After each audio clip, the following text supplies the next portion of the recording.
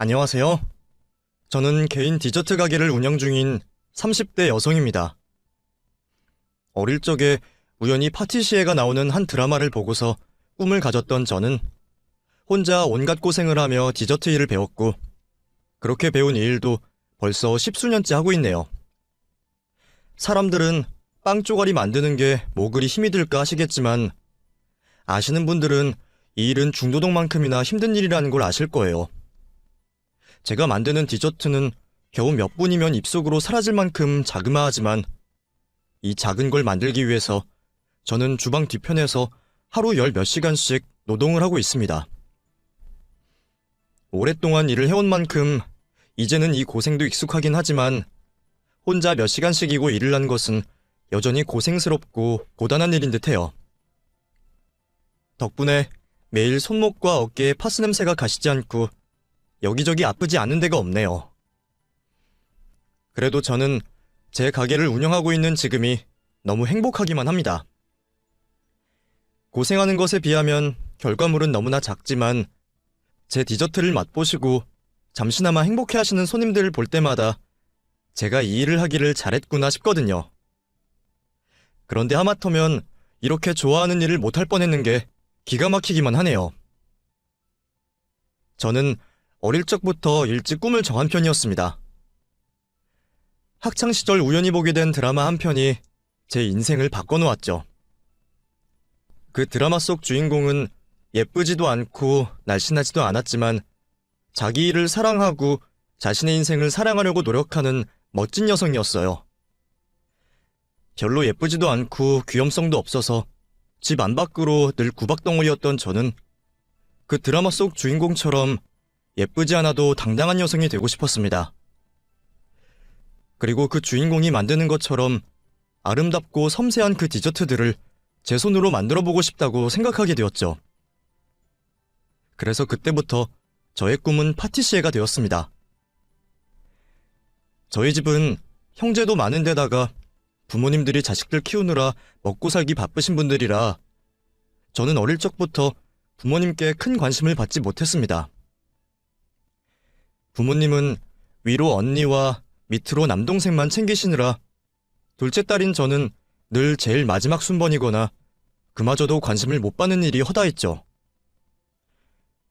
게다가 언니는 동네에서도 유명할 정도로 예쁘고 공부도 잘했고, 동생은 그저 막내 아들이라는 이유로 예쁨을 받던 자식이었기에 형제들에 비해 특출난 것도 없고 예쁘지도 않아서 늘 비교를 당하던 저는 스스로를 부모님의 안 아픈 손가락이라 생각했어요.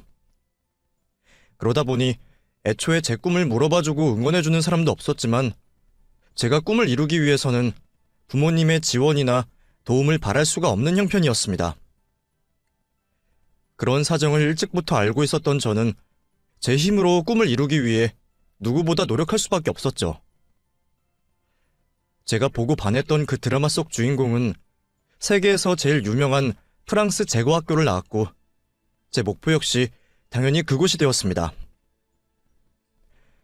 하지만 저의 꿈이 닿기에 프랑스는 너무 먼 곳이었습니다. 프랑스어는커녕 영어도 제대로 할 줄 모르는 제가 프랑스로 가겠다는 건 누구든지 비웃을 만한 허무한 소리에 불과했으니까요. 언어야 어떻게든 공부하고 익히면 된다고 하지만 결국 가장 중요한 것은 돈이었습니다.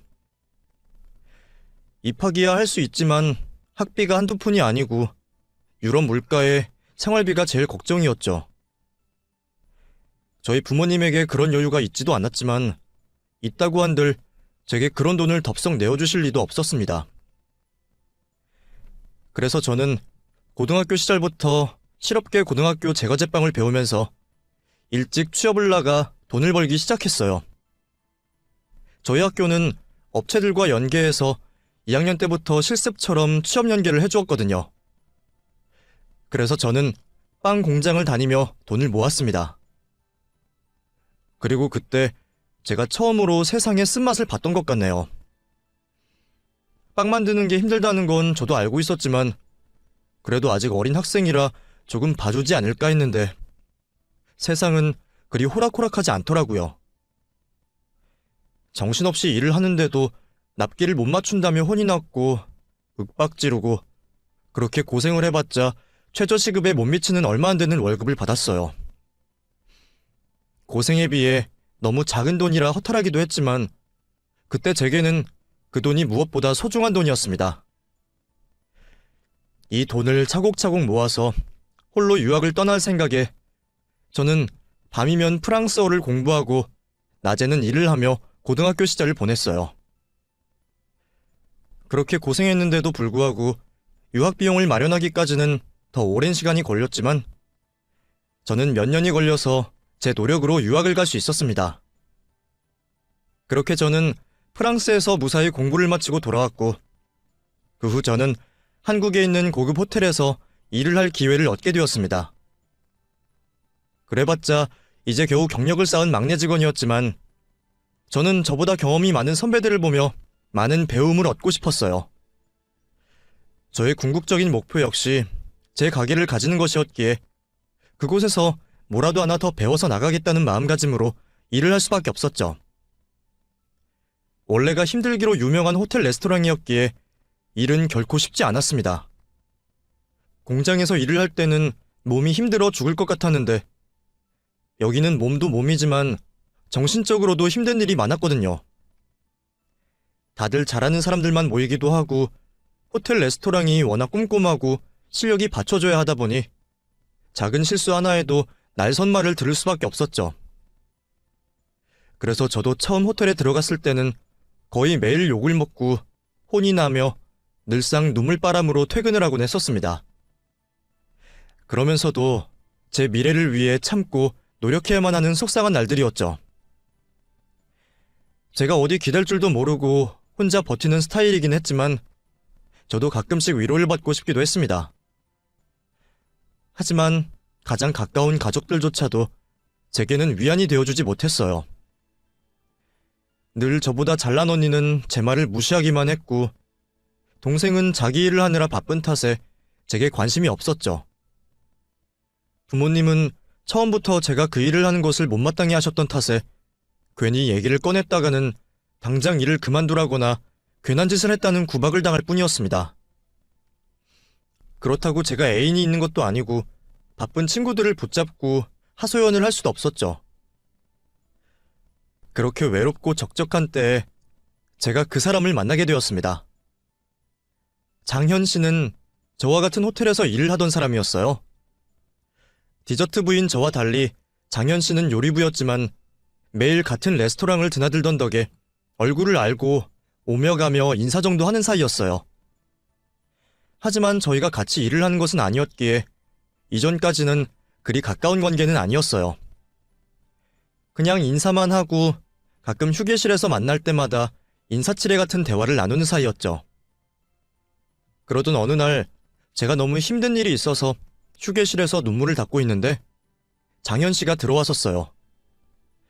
다들 퇴근했을 시간이라 아무도 없는 줄 알았는데 무슨 일인지 장현 씨도 그 시간까지 남아있었더라고요.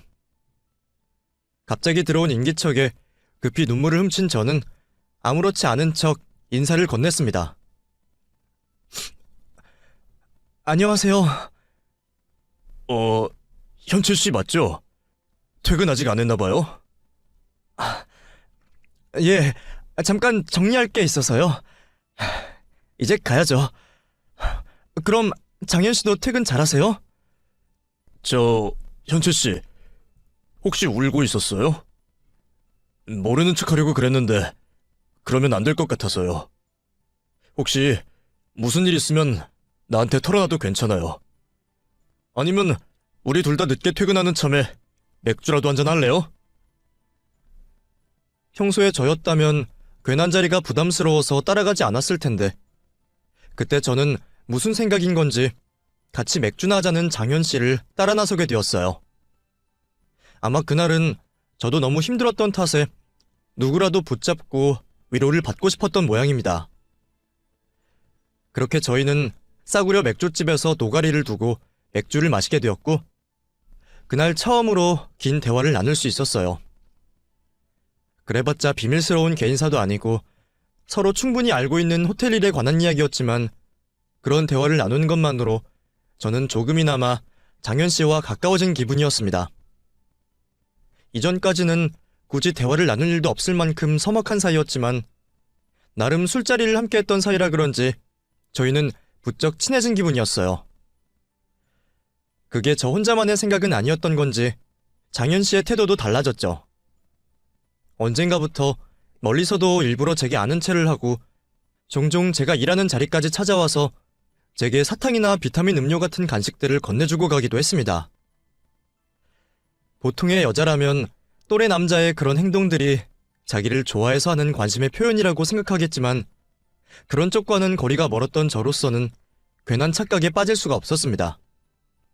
잘못 생각했다가는 괜히 김칫국만 마시고 엄한 사람에게 기대를 거는 바보 같은 행동이 될 수 있었을 테니까요.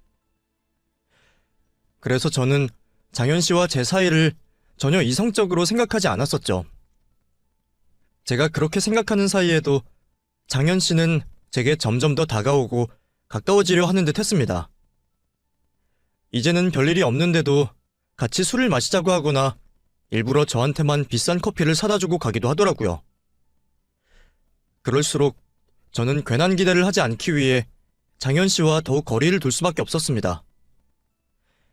그렇게 일부러 거리를 두던 제게 장현 씨가 어느 날 화를 낸 거였죠. 현철 씨는 내가 그렇게 싫어요? 사람이 이렇게까지 표현을 하는데 어떻게 끝까지 모른 척할 수 있어요?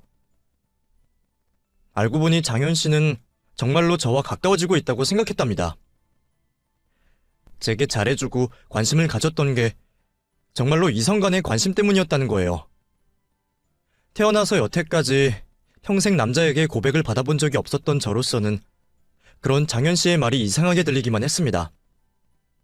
보통은 누가 나를 좋아한다고 하면 기쁘기만 해야 할 텐데 그때도 저는 대체 이 사람이 내 어디가 좋다는 건가 싶어서 혹시 나를 속이거나 놀리는 건지 의심을 하기만 바빴거든요.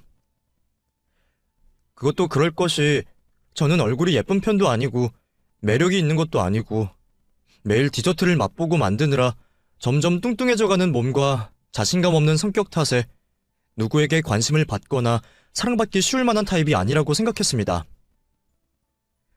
그런 제 자신을 스스로도 잘 알고 있었고 매일 그런 사실을 제게 일깨워주는 가족들 덕분에 괜히 헛물을 켜거나 남의 마음을 오해할 만큼 자신감이 있는 사람도 아니었어요. 그래서 장현 씨가 제게 잘해주고 웃어줄 때에도 그냥 이 남자가 워낙 성격이 좋고 잘 웃는구나 생각하며 제 스스로 오해의 싹을 자르기만 할 뿐이었죠. 그런데 그랬던 사람이 정말로 내가 좋아서 그랬다는 게 저는 믿어지지 않았습니다. 난생 처음 받아보는 고백에 저는 그날 밤 잠도 자지 못했어요. 그렇게 저희는 연인이 되었습니다. 사내 연애라면 사내 연애였던 만큼 저희는 조심스럽게 비밀 연애를 시작했고 같은 일터에서 자주 서로를 챙기며 예쁜 사랑을 키워나갔어요. 서로의 고생을 잘하는 만큼 저희는 힘들 때마다 힘이 되어줄 수 있었고 제게 위로를 건네고 다독여주는 장현 씨를 보며 저는 어느 때보다 따뜻한 마음과 안정을 느낄 수 있었습니다. 이런 따뜻한 남자가 나를 좋아해주니 그때 저는 더 바랄 게 없을 것 같았어요. 먼저 고백을 받거나 사내 연애를 한다는 건 드라마 속 여주인공에게나 벌어지는 일이지 못난이 같은 나한테는 평생 없을 일이라고 생각했는데 저는 장현 씨를 만난 후로 제 인생의 주인공이 된 기분이었어요. 그리고 내게 그런 행복을 가져다 둔 장현 씨에게 점점 더 마음이 깊어질 수밖에 없었습니다.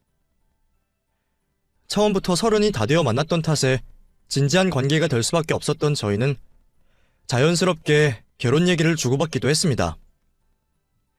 당장 언제 결혼을 하자는 계획은 없었지만 언젠가 준비가 된다면 그때 결혼을 하자는 막연한 얘기를 나누곤 했었죠. 하지만 결혼을 위해서는 무엇보다 돈이 중요했습니다.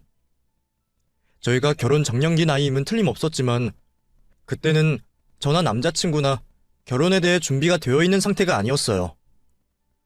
저는 유학을 다녀오느라 20대 시절 모은 돈을 전부 써버렸었고 장현 씨는 뒤늦게 요식업에 뛰어들어 그 나이에 막내 생활을 하느라 크게 모은 돈이 없었거든요.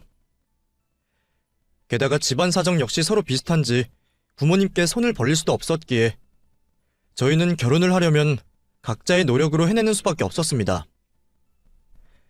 집이야 월세라도 괜찮았지만 적어도 지금보다는 자리를 잡은 상황에서 결혼을 해야 했었죠. 저처럼 장현 씨 역시 자기 가게를 가지는 것이 목표였기에 지금 당장은 둘 다 호텔에서 고생하며 일을 하고 있지만 언젠가는 각자 가게를 운영하며 사장님이 되어 자리를 잡으면 결혼도 할 수 있고 고생도 끝이 날 거라 생각했어요. 그러기 위해서는 지금처럼 호텔에서 열심히 경력을 쌓고 일을 하는 게 중요하다고 생각했습니다. 당연히 힘은 들었지만 호텔에서 일할 기회가 흔한 건 아니었으니까요. 그래서 저희는 더더욱 서로를 위로하고 응원하는 수밖에 없었죠. 그런데 그런 상황에 남자친구가 어느 날 갑자기 호텔 일을 그만두게 되었습니다. 제게 이렇다 할 얘기도 없이 하루아침에 호텔 일을 그만두게 된 남자친구는 자기 발로 일을 때려칠 수밖에 없었다며 차라리 후련하다는 태도였어요. 됐어. 어차피 거기 지긋지긋했어. 매번 요리는 제대로 가르쳐주지도 않고 막일만 시키는데 그런 데서 언제 경력을 쌓고 요리를 배우겠어. 그거야 어딜 가든 밑바닥부터 배우는 거지. 그렇다고 이렇게 갑자기 그만두면 어떡해. 그 자리가 얼마나 좋은 자리인데. 그렇다고 사람이 어떻게 매번 참아. 그냥 이참에 때려치고 다른 데서 경력 쌓으면 그만이야. 어디 일할 곳이 거기밖에 없겠어? 자신 있던 말과 달리 남자친구는 그 후로 일자리를 얻기 힘들어했습니다. 사실 당연한 일이었어요. 애초에 요리학교 출신도 아니고 대학을 나온 것도 아니었던 장현 씨는 어쩌다가 인맥 덕분에 운이 좋게 호텔 레스토랑에 취직하게 되었던 거였거든요. 최소 호텔 조리학과 아니면 유학파들이 넘쳐나는 곳이 호텔 주방이기에 장현 씨에게는 더 없는 기회였죠. 그래서 저는 더욱 그 자리를 버텼으면 했는데 그런 기회를 자기 발로 걷어차고 나갔으니 소문도 빠르고 좁은 이 업계 생태계에 다른 호텔에서 장현 씨를 고용할 리가 없었어요. 장현 씨는 금방 다른 레스토랑에 취직할 수 있을 거라 생각했지만 몇 년 동안이나 기본기를 닦아야 하는 요리업계에서는 그게 쉬운 일이 아니었죠. 결국 장현 씨는 몇 달 동안을 백수처럼 지내야 했습니다. 형편이 넉넉한 것도 아닌 탓에 마냥 놀 수는 없었던 장현 씨는 그 후로 눈을 낮춰서 겨우 다른 식당에 취직을 할 수 있었어요. 그걸 그나마 다행이라고 해야 하겠지만 저는 호텔 레스토랑에서 양식 요리를 배우던 사람이 갑자기 분식집이나 한식집 주방 보조를 하게 된 것이 기쁘지 않았습니다. 이럴수록 목표에서는 더 멀어질 거라는 걱정밖에 없었죠. 그런 상황이라면 저희 결혼은 더욱 멀어질 수밖에 없을 거라 생각했습니다. 준비가 되어서 하루빨리 가게를 차려도 모자랄 판에 제대로 배우지도 못하고 경력도 없이는 창업을 하기 어려울 테니까요.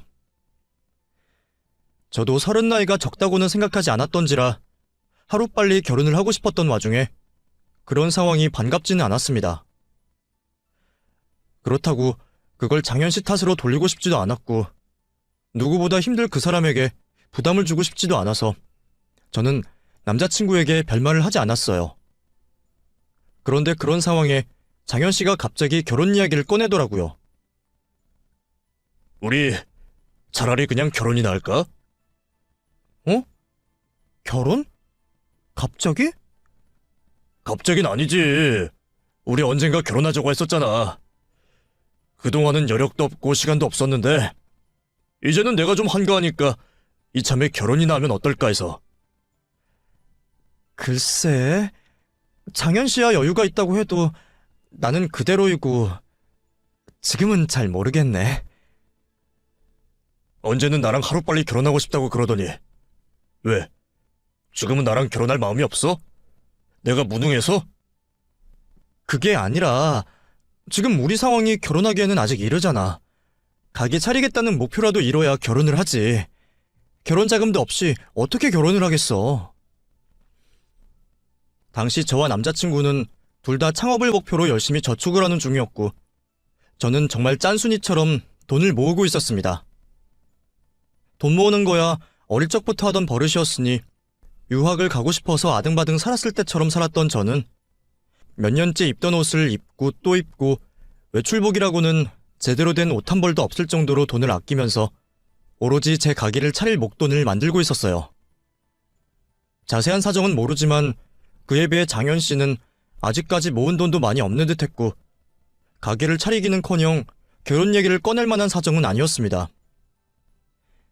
그래서 저는 당장 결혼 얘기를 꺼내는 남자친구가 부담스러울 수밖에 없었죠. 그래도 나랑 결혼하고 싶긴 한 거지? 당연하지. 나도 하루빨리 결혼하고 싶어. 지금도 형편만 되면 하고야 싶지. 그럼 현채 너 모은 돈으로 내 가게 차리게 좀 도와주면 어때? 결국 내가 자리를 잡아야 결혼을 할 수 있는 건데 너는 지금도 호텔에서 일하고 있으니까 그 돈으로 내가 먼저 가게를 차리고 내가 자리를 잡으면 결혼을 하면 되잖아. 그래서 내가 가게 일로 돈을 모으면 그 돈으로 현재 네가 디저트 가게를 차리고 그럼 결혼도 하고 서로 좋은 거 아니야? 여태껏 내가 모은 돈으로 자기 가게를 차리게 도와달라는 남자친구의 말에 저는 말문이 막혔습니다. 내가 아무리 그 사람을 많이 사랑하고 결혼을 생각하고 있다지만 여태 제가 고생해서 모은 전 재산을 쉽게 달라고 말하는 건 너무 과한 말이 아닌가 싶더라고요. 그래도 그건 좀 아닌 것 같은데. 나도 하루빨리 내 가게 차리고 싶고 그래서 열심히 모으고 있는 거잖아. 근데 그 돈으로 장현 씨 가게를 차려달라니 나는 좀 이해가 안 되는데? 뭐야? 내가 지금 나 하나 좋자고 그러는 거야? 우리 둘 다 행복해지려면 그 방법밖에 없을 것 같아서 그러는 건데 단칼에 안 된다 그러니까 너무 섭섭하다. 저는 당연히 그건 안 되겠다며 거절을 했지만 장현 씨는 제 거절에 섭섭하다며 기분 나쁜 티를 내었어요. 그리고 한동안 저한테 먼저 연락도 안 하고 삐진 티를 너무 내더라고요. 하지만 그렇다고 해서 제가 그 말을 들어줄 수는 없었어요. 그 후로도 장현 씨가 몇 번 그런 얘기를 꺼내려고 했지만 저는 그때마다 이리저리 거절을 할 수밖에 없었습니다. 결혼을 더 늦게 하는 한이 있더라도 제가 힘들게 모은 제 기회를 남에게 넘기고 싶진 않았거든요. 그래도 몇 번 거절 의사를 밝히고 나니까 자기도 기분이 상하는지 남자친구도 더 이상 제게 가게 얘기를 꺼내지 않았습니다. 그런데 이번에는 저희 부모님이 문제였어요. 아니, 제 입이 방정이었죠. 남자친구와 그런 일로 싸웠던 게 속상해서 제가 언니에게 말을 했었는데 언니가 그새 부모님께 그 말을 전했던 건지 저와 남자친구 사이의 일을 들으신 부모님이 저를 부르셨어요. 30이 넘은 딸이 결혼을 하지 않는 게 늘 걱정이셨던 부모님은 돈 문제 때문에 남자친구와 결혼을 쉽게 결정하지 못한 저를 탓하며 바보 취급을 하셨습니다. 너 남자친구가 먼저 결혼하자고 그랬다며. 근데 왜 싫다고 마다했어? 그게 아니고 지금 우리 둘 다 결혼하기에는 상황이 여의치 않으니까 준비되면 하자고 그런 거지. 결혼하는데 재고 따질 게 뭐가 있어. 둘이 마음 맞으면 그냥 하는 거지. 돈이야 결혼해서 모으면 되는 거지. 너는 뭘 그렇게 따지니? 우리도 다 월세에서 시작하고 결혼해서 돈 모았어. 남자가 먼저 결혼하자고 하면 여자는 덥석하면 되는 거지. 너는 애가 왜 그러니? 엄마, 남자친구 지금 호텔을 그만두고 여기저기 전전하고만 있어. 자기 가게도 하나 없는데 어떻게 결혼을 해? 너 그러다가 나이만 먹고 그때 가서 차이면 어떻게 하려고 그래? 여태 연애도 한번 변변히 못했던 애가 대체 무슨 자신감이야? 지금 남자친구랑 헤어지고 나면 너 좋다는 남자가 또 있겠니? 그리고 남자는 원래 결혼을 해서 처자식이 생겨야 열심히 사는 법이야. 그러니까 너도 너무 사리지 말고 우선 결혼이나 해라. 자식 셋 중에 네가 제일 걱정인데 너 결혼 못하면 내 속이 남아나겠니? 부모님은 언니와 달리 연애도 제대로 못해본 제가 노처녀로 늙을까 걱정이셨는지 지금 만나는 남자친구와 하루빨리 결혼을 하기를 바라셨어요. 사실 저도 아직 자리 잡지 못한 남자친구가 걱정이긴 했지만 큰 욕심이 없는 제가 많은 것을 바라는 것도 아니었습니다. 부모님 말씀대로 돈이야 어떻게든 벌면 되는 건데 내가 너무 걱정을 하는 건가 싶기도 하더라고요. 보채는 남자친구와 등 떠미는 부모님 사이에 시달리던 저는 결국 이른 결혼을 생각하게 되었습니다. 저희는 결국 결혼을 약속하고 서로의 집에 인사를 드리러 가게 되었죠. 저희 집에서야 저를 좋다고 해주는 사람이면 반대하실 생각도 없으셨기에 제가 먼저 예비시댁에 인사를 드리러 가기로 했습니다. 처음으로 인사를 드리는 상황이었던 탓에 저는 무척이나 떨릴 수밖에 없었죠. 그 집에 찾아가기 전까지 남자친구의 집안 사정은 대충만 알고 있었습니다. 남자친구는 어릴 적 부모님이 이혼을 하시고 어머니와 단둘이 살다가 어머니가 재혼을 하시면서 새아버지가 생겼다고 했었어요. 그리고 새아버지와 어머니 사이에서 낳은 남동생이 하나 있다고 들었습니다. 그 후 새아버지가 일찍 돌아가시면서 남자친구와 어머니 그리고 이부 동생까지 세 식구가 한 집에서 지내고 있다고 들었죠. 그래서 집안 가장으로 지내느라 모은 돈이 많지 않은 걸로 알고 있었어요. 그런 대강의 사정은 알고 있었지만 남자친구는 더 이상 얘기를 하지 않았었고 제가 들은 건 그게 전부였습니다. 결혼까지 생각한 사이에 집안 얘기를 너무 몰랐나 싶기도 했지만 재혼 가정의 이부 동생이라는 얘기 때문에 괜히 껄끄러울까 싶었던 저는 남자친구에게 먼저 사정을 묻지 못했습니다.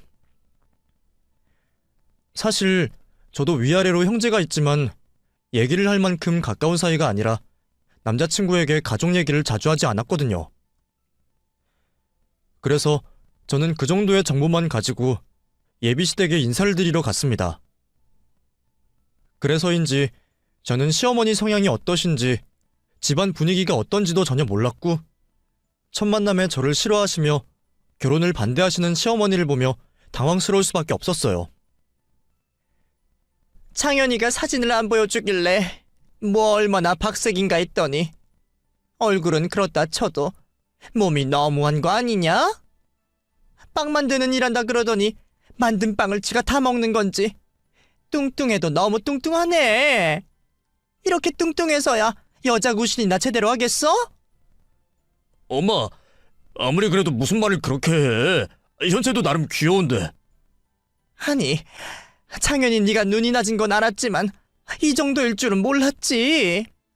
네가 너무 말을 안 하길래 궁금해서 한번 데려라도 와보라고 했더니 이건 봐주지도 못할 정도 아니냐.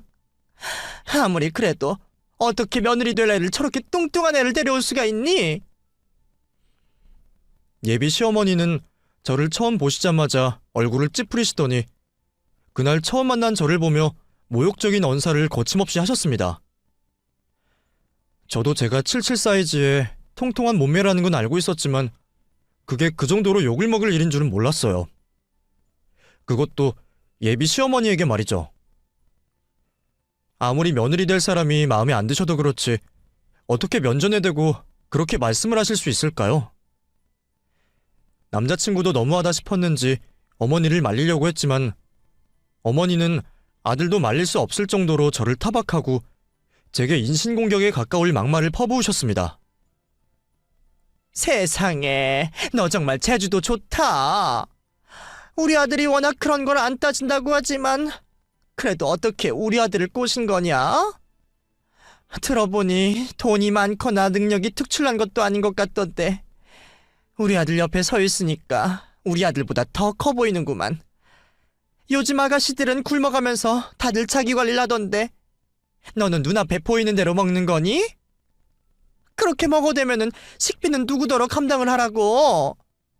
이건 뭐 너무 뚱뚱해서 임신이나 제대로 할지도 모르겠구만.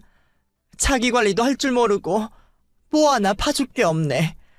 이런 주제에 어디 결혼 허락을 받으러 왔어? 나는 너 받아줄 생각 없으니까 그냥 돌아가라. 결국 그날 저는 예비 시어머니의 막말에 쫓겨나듯 그 집을 나와야만 했습니다. 그래서 제대로 자리에 앉아보지도 못하고 남자친구의 동생도 보지 못하고 나왔죠. 그런 자기 어머니를 제대로 말리지도 못했던 남자친구는 서둘러 저를 쫓아나왔지만 쫓아나와서도 제게 위로를 해주지도 못했습니다. 엄마가 원래 이런 분이 아니신데 오늘 왜 이러시지? 원래 우리 엄마가 되게 성격이 좋으시거든. 그래서 주변에 친구도 많고 사람 좋기로 유명하신데 오늘은 좀 화를 많이 내시네. 아무래도 엄마가 며느리 욕심이 많으셔서 그러신 것 같아. 현채, 네가 이해 좀 해라. 누가 들어도 시어머니의 막말이 문제였는데도 차마 자기 어머니를 욕하지는 못하겠는지 남자친구는 자기 어머니를 감싸고만 있었어요. 그런 남자친구에게 섭섭하고 속이 상하면서도 저도 바보같이 제 탓을 하고 있었습니다. 아니야. 내가 자기 관리를 못한 건 맞지 뭐. 아무리 이런 일 한다고 해도 자기 관리를 했어야 하는데 힘들고 피곤하다고 운동도 제대로 못한 내 탓이지 뭐. 어머니가 화내실 만해. 그래, 현채 네가 이해를 좀 해줘. 그나저나 엄마 마음을 어떻게 돌려야 할지 걱정이네. 그래도 나는 너랑 꼭 결혼할 거 알지? 엄마는 내가 설득해 볼 테니까 조금만 기다려줘. 남자친구는 자기가 어떻게든 어머니를 설득해 볼 거라며 저를 안심시켰고 저는 그 말을 철석같이 믿으며 아쉬운 발걸음을 돌아설 수밖에 없었습니다. 지금 생각하면 그렇게 멍청한 짓이 없지만 당시에 저는 뚱뚱하다며 어머니도 싫어하시는 저와 결혼을 하겠다는 남자친구에게 고맙기만 했습니다. 제정신이 박혔더라면 나한테 그런 소리를 한 집에 시집을 갈 생각을 해서는 안 됐는데 말이죠. 하지만 그때는 제 스스로 자존감이 낮아서 그런지 남자친구가 제 평생의 사랑인 줄만 알았고 나를 사랑해주는 남자친구에게 고맙기만 했었어요. 그 후로 시댁에서 좋은 소식을 기다리던 저는 애가 달린 것 같았습니다. 정말 제가 뚱뚱해서 싫으신 건지 반대하시는 다른 이유가 있는 건지 모르겠지만 뚱뚱하다며 결혼 반대를 당한 이유로 저는 밥도 제대로 먹지 못하고 강제로 다이어트를 할 수밖에 없었습니다. 그때는 그렇게 그 사람과 결혼을 하고 싶었던 건지 바닥난 자존심에도 저는 예비 시댁에서 좋은 소식이 들려오기만을 기다리고 있었죠. 다행히 남자친구의 설득이 통한 건지 몰라도 한 달 만에 결혼 허락을 맡으러 다시 오라던 시어머니 덕분에 저는 또 한 번 예비 시댁을 방문하게 되었습니다. 어머니, 저 왔어요. 그래. 우리 한 달 만이지? 어서 들어와 봐라. 그날과 달리 저를 반겨주시는 듯한 시어머니의 태도에 저도 긴장된 마음을 조금은 풀 수 있었습니다. 결혼 허락을 받으러 오라고 하시더니 이번에는 정말 허락해 주실 건지 유한 태도에 저도 마음이 놓이더라고요. 그래, 잘 왔다. 내가 저번에는 너한테 너무 모질게 한 것 같아서 말이야. 사실 따지고 보면 애인도 아니고 마누라가 날씬하고 예쁜 게 뭐가 중요하니? 안 그러니? 그래서 내가 마음을 바꿨다. 그리고 이제는 오히려 네가 체격이 좋아서 다행이다 싶네. 너희 시동생이랑 인사해야지? 이리 들어와 봐라. 제가 시댁에 도착하자마자 어머니는 제게 시동생을 소개하겠다며 저를 안방으로 데려가셨고 영문도 모른 채 예비 시댁 안방문을 열었던 저는 그 안에서 깜짝 놀랄 일을 마주할 수밖에 없었습니다. 자, 여기 너희 시동생이야. 얘가 덩치는 이렇게 큰데 석은 아기예요. 지능이 7살 정도밖에 안 되거든. 그래서 속이 얼마나 여린지 몰라. 자, 인사해야지.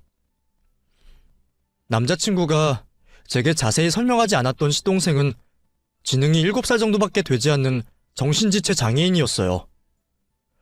이런 일을 왜 미리 말을 안 했는지 저는 전혀 몰랐던 사실에 당황스럽고 놀랐지만 정작 제가 정말 놀란 일은 그게 아니었습니다.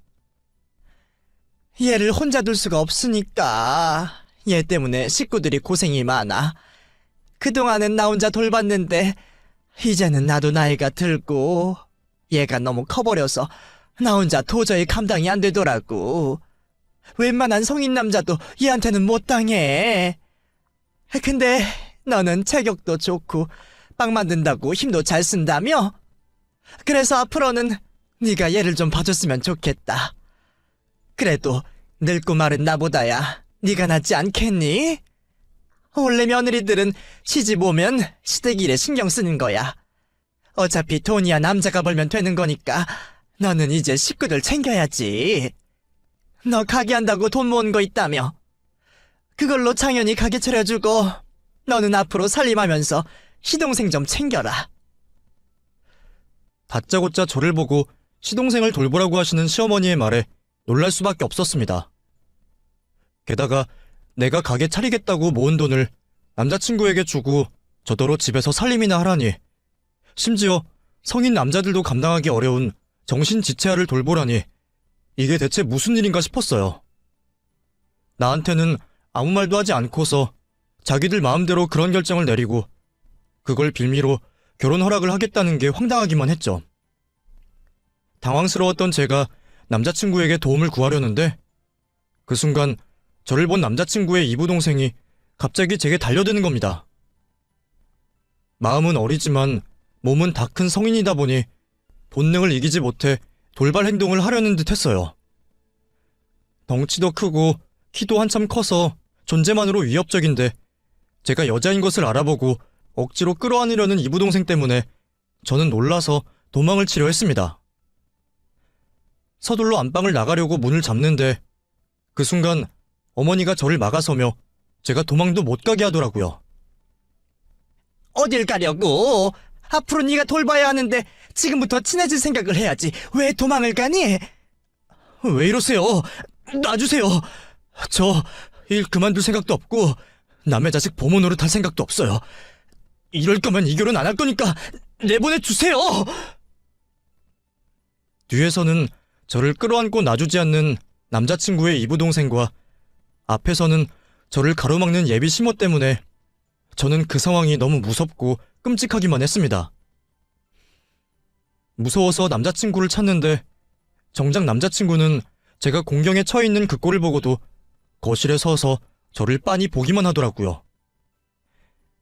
그걸 보니 이 모든 상황을 남자친구 역시 동의했다는 걸 깨달을 수밖에 없었습니다. 그리고 저는 여태 믿고 있던 남자친구에게 너무 큰 배신감을 느낄 수밖에 없었죠. 그 충격에 겨우 정신을 차린 저는 저를 붙잡는 두 사람을 밀치고 소리를 지르며 그 집을 벗어날 수밖에 없었어요. 그러자 그제서야 가만히 있던 남자친구가 저를 뒤쫓아 나오는 겁니다. 그래도 양심이 있으면 나한테 미안하다고 사과라도 할 줄 알았는데 남자친구는 적반하장으로 제게 되려 화를 내고 있었어요. 이런 식으로 가면 어떡해? 당장 들어가서 엄마한테 사과드려. 기껏 결혼 허락해 주시겠다고 해서 불렀는데 이러는 게 어딨어? 그리고 내 동생한테는 뭐 하는 짓이야? 내 동생이 말 못하는 괴물이라도 돼? 장현 씨야말로 이게 무슨 짓이야? 이런 말 한 번도 없었잖아. 나더러 갑자기 아픈 동생을 돌보라고? 이게 무슨 억지야? 그리고 내 돈으로 왜 장현 씨 가게를 차려줘? 너 이것밖에 안 되는 여자였어? 그동안 착한 줄 알고 만났더니 그거 다 가식이었냐? 앞으로 가족들 사이에 이렇게 할 거야 정말? 벌써부터 너 나 하면서 선 그으면 우리가 어떻게 결혼을 하니? 장현 씨야말로 처음부터 이러려고 그런 거야? 자기 동생 돌볼 식모 필요해서 나한테 결혼하자고 한 거냐고? 그건 아니지만 결혼해서 한 가족이 되면 그럴 수도 있는 거잖아. 내 동생이면 자기 동생도 되는 거 아니야? 내 동생 좀 돌봐달라는 게 그렇게 무리한 부탁이야? 자기 동생은 자기가 돌봐야지. 왜 나한테 그런 거 시키고 내 돈으로 가게를 차려달래? 그게 말이 된다고 생각해? 그거야 원래 바깥 일은 남자가 하는 거니까. 현재 네가 가게를 열고 싶다고는 했지만 솔직히 네가 그거에서 뭐 얼마나 벌겠어? 그리고 내 가게 잘 되면 나중에 너 가게까지 차려주겠다니까? 그때까지라도 집에서 내 동생 좀 돌봐주고 하면 좋잖아. 나도 너를 평생 고생시키겠어? 그냥 엄마가 만족하실 때까지 적당히 하다가 나중에 시설 같은 데 보내면 되잖아. 나도 우리 엄마 마음 돌리려면 어쩔 수가 없었어. 그나마 체력 좋아서 몸 잘 쓴다고 하니까 너를 받아주신다는데. 황당한 말만 하는 남자친구를 보니 저는 말문이 막혔습니다.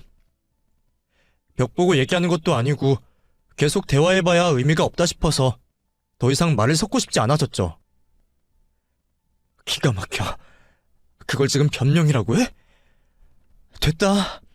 어차피 이제는 결혼할 것도 아닌데 내가 당신이랑 무슨 말을 더 하겠어? 우리 그냥 여기서 끝내고 앞으로 다시는 보지 말자. 대신 내가 오늘 같은 일 겪고도 그냥 가기는 너무 억울해서 너 딱 한 대만 때릴게.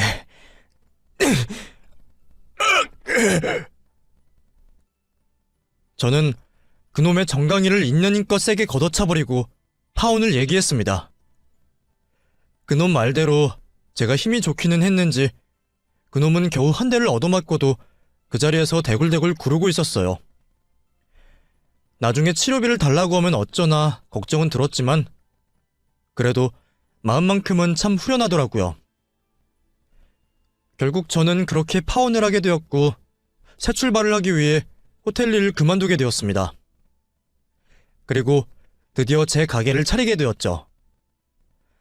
사실 그렇게 일찍 가게를 열 생각은 없었는데 파혼을 하고 돌아온 제가 노처녀가 돼서 어쩌겠냐며 걱정하시는 부모님을 보니 제가 뭐라도 해서 보여드려야겠다 싶더라고요.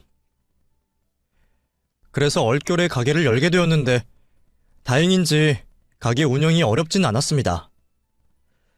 그래도 나름 유학파에 실력이 있었던 덕분에 저희 가게는 금세 입소문을 타며 매일 조기 품절로 일찍 문을 닫을 정도의 맛집이 되었어요. 그 덕에 만족할 만큼 돈도 잘 벌게 되었고 가게도 잘 되면서 부족함 없이 혼자 잘 지내다 보니 결혼도 그리 간절하지 않더라고요. 결혼이 인생의 전부도 아니다 싶어 일에 매달리던 저는 결혼 생각은 거의 접으며 지냈습니다. 그런데 신기하게도 결혼 생각을 접고 나니 좋은 인연이 찾아오더라고요. 그래도 한번 그런 쓰레기를 겪어봐서 그런지 이제는 저도 사람 보는 눈이 조금 생겨서 무척 신중했죠. 다행히 좋은 사람을 만난 덕에 저희는 내년 봄 결혼식을 앞두고 있습니다. 부모님은 제가 혼자 늙어 죽을 거라며 걱정을 하셨지만 결국 늦게라도 결혼을 하게 되었네요. 그걸 보면 몇 년 전 부모님께 등 떠밀려 급하게 결혼을 하려고 했던 제가 바보 같기만 합니다. 그때는 자신감이 없고 자존감이 낮아서 저를 쉽게 내어주려 했지만 이제는 저도 제 스스로를 아끼고 사랑할 줄 아는 사람이 된 덕분에 저를 정말 사랑하고 아껴주는 사람을 만날 수 있었던 것 같아요. 제 스스로가 저를 사랑해야 남들도 나를 사랑할 수 있다는 사실을 이제야 깨달은 것 같습니다. 덕분에 앞으로도 서로를 아껴주면서 살아갈 수 있을 것 같네요. 그럼 여러분들도 제 새 출발을 응원해 주시기를 바라며 제 이야기를 마치겠습니다. 감사합니다.